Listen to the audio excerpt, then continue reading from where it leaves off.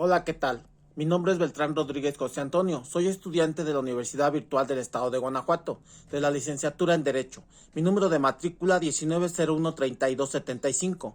Nombre del módulo, Protección Internacional en materia de derechos humanos. Nombre del reto, reto 5. Criterios relevantes. Nombre del asesor educativo, José Luis Gaona. Fecha de elaboración, 27 de enero de 2023. Las sentencias internacionales protegen a las personas por violaciones cometidas en su perjuicio por actos de los estados y también representan un referente general para cada caso o situación, ya que pueden tener efectos generales, más allá de la solución del conflicto particular. Lo anterior, en general, es un interés por las sentencias de la Corte Interamericana, pues permiten ilustrar y promover mejoras a los derechos humanos a partir de las resoluciones de casos concretos de cuestiones en actuaciones estatales que deben ser censuradas y evitadas. A continuación, se expondrá el tema del caso Radilla Pérez versus México. Empezaré por la explicación de los hechos. Los hechos del presente caso se refieren a la presunta desaparición forzada del señor Rosendo Radilla Pacheco, que habría tenido lugar desde el 25 de agosto de 1974 por manos de efectivos del Ejército del Estado de Guerrero, México, el cual refiere responsabilidad internacional del Estado por la desaparición forzada de Rosendo Radilla Pacheco por parte de las Fuerzas Armadas mexicanas, así como por la falta de investigación y sanción de los responsables. La declaración realizada por México permitió aclarar el sentido alcance temporal respecto a la aplicación de la CIDFP, que es Comisión Internacional sobre la Desaparición Forzada de Personas, del sentido corriente de sus términos.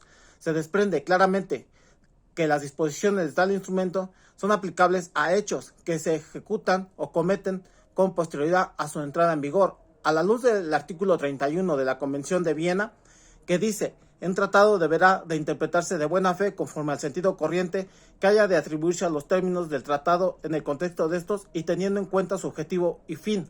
El tribunal afirmó en sentido corriente que los términos no pueden ser una regla por sí misma, sino que debe involucrarse dentro del contexto y en especial dentro del objeto y fin del tratado. Asimismo, el tribunal ha sostenido que el sentido corriente de los términos debe analizarse como parte de un todo, cuyo significado y alcance debe fijarse en función del sistema jurídico al cual pertenece. De esta manera, la interpretación será debida a los términos ejecutados o comentan de la Declaración de México a la CIDFP. No puede ser otra que una consecuente con la caracterización que el propio tratado realiza de la desaparición forzada y con el efecto útil de sus disposiciones, de manera que su aplicación incluya los actos de desaparición forzada de personas que continúen o permanezcan más allá de la fecha de entrada en vigor para México, es decir, el 9 de abril de 2002, en tanto que se establezca el destino o paradero de la víctima. Daré una breve explicación del proceso ante la Comisión. El 15 de marzo de 2008, de conformidad con lo dispuesto en los artículos 51 y 61 de la Convención Americana, la Comisión Interamericana de Derechos Humanos, en adelante la Comisión o la Comisión Interamericana, sometió a la Corte una demanda en contra de los Estados Unidos mexicanos, en adelante el Estado o México, la cual se originó en la denuncia presentada el 15 de noviembre de 2001 por la Comisión Mexicana de Defensa y Promoción de los Derechos Humanos y por la Asociación de Familiares de Detenidos y Desaparecidos y Víctimas de Violaciones a los Derechos Humanos en México, en adelante los estados representantes. El 12 de octubre de 2005, la Comisión aprobó el informe de admisión número 65/52, mediante el cual declaró admisible la petición. Posteriormente, el 27 de julio de 2007, la Comisión adoptó el informe de fondo número 60/073 en los términos del artículo 50 de la Convención, en la cual formuló determinadas recomendaciones para el Estado. Este informe fue notificado al Estado el 15 de agosto de 2007. El 13 de marzo de 2008, tras haber recibido la información aportada por las partes con posterioridad a la adopción del informe de fondo y al considerar que el Estado había incumplido plenamente sus recomendaciones, la Comisión decidió someter el presente caso a la jurisdicción de la Corte. Ahora, en análisis de los razonamientos expresados por la Corte.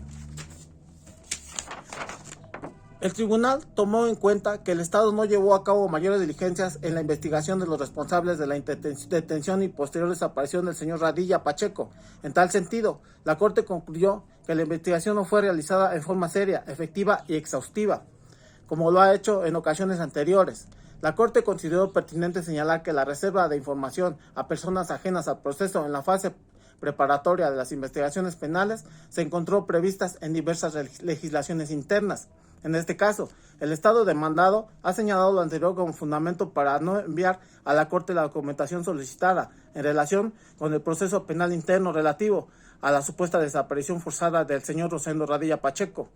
La restricción mencionada puede resultar atendible en los procesos interiores, pues la divulgación de ciertos contenidos en una etapa preliminar de la investigación podría obstruirlas o causar perjuicios a las personas. Sin embargo, para efectos de la jurisdicción internacional del tribunal, en el Estado, quien tiene el control de los medios para aclarar hechos ocurridos dentro de su territorio, y por ello su defensa no puede descansar sobre la imposibilidad del demandante de allegar pruebas que en muchos casos no pueden obtenerse sin la cooperación de las autoridades estatales.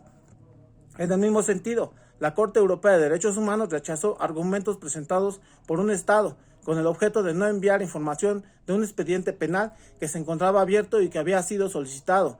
El Tribunal Europeo consideró insuficiente alegar inter alia, que quiere decir, que, entre otras cosas, que la investigación criminal estaba pendiente y que el expediente contenía documentos clasificados como secretos.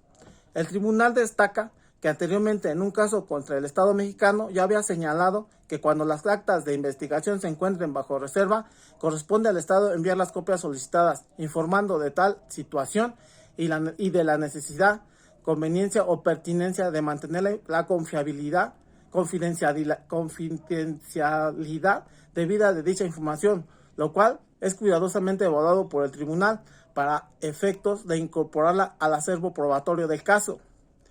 Respetando el principio contradictorio en lo que correspondiere. Por ello, la Corte considera que la negativa del Estado al remitir algunos documentos no puede redundar en perjuicio de las víctimas, o en consecuencia, el tribunal tendrá por establecidos los hechos presentados en este caso por la comisión y complementarlos por los representantes cuando solo sea posible desvirtuarlos a través de la prueba en el estado debido remitir, y esto se negó a hacerlo. Corresponde a la Corte y no a las partes determinar el quantum, que quiere decir cuánto es necesario la prueba en cada caso concreto. En conclusión, acerca de la importancia y trascendencia de esta sentencia, siendo el caso Radilla la primera sentencia por violaciones a derechos humanos en contra del Estado mexicano, esta resultó un gran avance en cuanto a las garantías de no repetición. De igual forma, tuvo un gran impacto en el sistema jurídico mexicano, propiciando así avances significativos en materia de derechos humanos. De acuerdo a lo anterior y sin menoscabar las actuaciones llevadas a cabo por la Comisión Nacional de los Derechos Humanos, en relación con la desaparición forzada del señor Rosendo Padilla Pacheco, particularmente por lo que se refiere a la presunta participación de agentes estatales, la Corte consideró que el análisis sobre el derecho de acceso a la justicia y la obligación a cargo del Estado realizar investigaciones efectivas en el caso debido no queda más que circunscribirse a las actuaciones realizadas en el ámbito jurisdiccional. Como ya lo ha señalado la Corte en oportunidades anteriores, las costas y gastos están comprometidos dentro del concepto de reparación consagrada en el artículo 63.1 de la Convención Americana. La Comisión solicitó a la Corte que, una vez escuchados los representantes de las víctimas, ordene el estado de costas y gastos debidamente probados por aquellos en atención a las características especiales del caso. Finalizaré con una frase célebre: los derechos no se conceden, se conquistan. Noam Chomsky. Por mi parte, ha sido todo.